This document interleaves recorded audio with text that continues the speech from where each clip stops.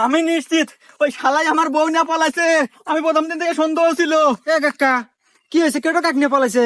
ওরে বাঁচতে রে, আর কোশ না বাঁচতে, আমার মনে হয় বিশাল বড় সর্বনাশ হয়ে গেছে বাঁচতে।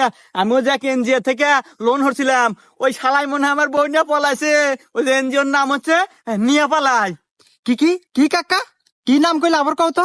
ভাইস্তে, নিয়া পালাই। কাকা আপনার মারা সারা। আচ্ছা, ওই এনজিওর সাহেব কি চিকনে চাকনা উঁচা লম্বা কালো করিয়া? হ্যাঁ ভাইস্তে, তুমি চিনলা কে বইরা? আরে কাকা, আমি এই মাত্র চাষটলে চা খেয়ে বের গেছিলাম, পত্রিকায় দেখি ওর ছবি বেরোছে। ও নাকি বিভিন্ন সময় বিভিন্ন রূপ ধরে অনেক এলাকায় ঢোকে, ঢুকে ব্যবসার কথা কয়া মানুষের বউ পটায়, পটায়া বিদেশ পাচার করে দেয়। ইয়ে বাঁচতে, আমি কি তালি বুড়া বয়সে বউটা হারাইলাম?